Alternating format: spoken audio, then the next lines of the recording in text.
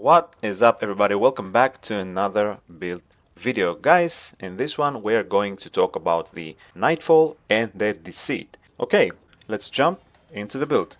Our amulet is going to be the Nightweaver's Grudge. Guys, this amulet is a little bit hard to get, but it's really worth to grind for. And this is what it does. Gain 20% critical chance and haste when within 15 meters of an entity that is suffering from status effect. Guys, the status effect is going to be bleeding. With Twisted Wounds you can increase range damage of this weapon by 20% to bleeding targets, and also after you have this on level 10, which is max, this weapon ranged weak spot and critical hits apply bleeding, dealing 654 bleed damage over 10 seconds. So we apply bleed and we have 20% increased damage to bleeding targets and also 20% critical chance.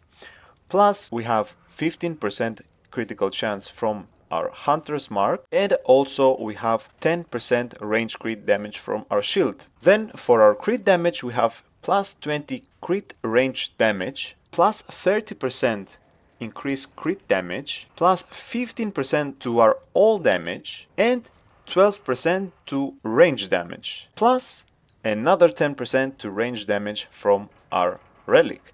We covered everything about the damage. Now we need to cover why we are looping our Nightfall over and over and over, and we are never out of mod power. So for that we have Fairing Sigil. Critical and weak spot hits generate 10% additional damage. So we are doing critical damage all the time, so we are regenerating additional mod power. If we are doing weak spot damage, we also regenerate mod power. For our secondary gun we are using the double barrel with the Song of Aether and extender. This way the magazine is not at 2 but it is at 3. For the handgun, of course, you can use Enigma if you want, you can use any handgun that you like. I just like this one with this build so I can have some range and some close combat damage as well. For our traits we have Fortify, Vigor, Spirit for that mod power, Expertise for our cooldowns, they are very important. Guys, we have Footwork, it's very good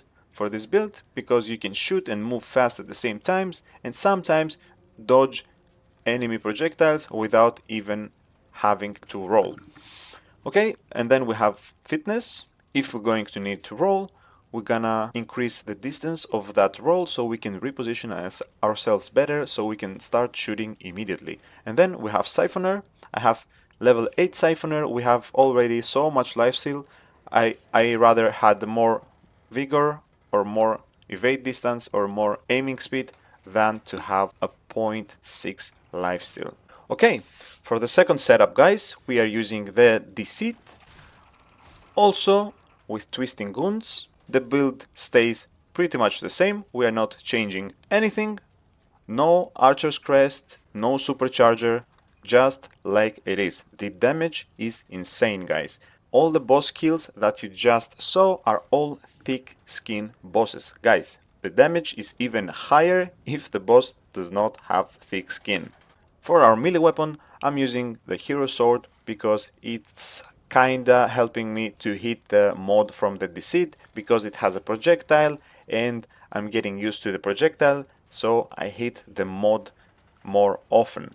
Guys, the Deceit needs a little bit of practice to get it going because you need to throw a melee once in a while. And by the way, the mutator that we are using for our build reduces the stamina cost of our charged melee attacks by 50%. That way we are not out of stamina in boss fights when we need to have that stamina. Guys, for our consumable I used the Darksider, 6.66 health, stamina and movement speed. This is one of the best consumables in the game and this is what I run with these builds. For your armor, of course, you can use whatever you like as long as you're tanky and you like the drip a little bit. That was all for this video, guys. Thank you for watching, appreciate you for being here. Consider subscribing if you liked the video, if you like the builds, and if you want to help me reach my goal to 1000 subscribers. That's all for now. I'll see you guys in the next one.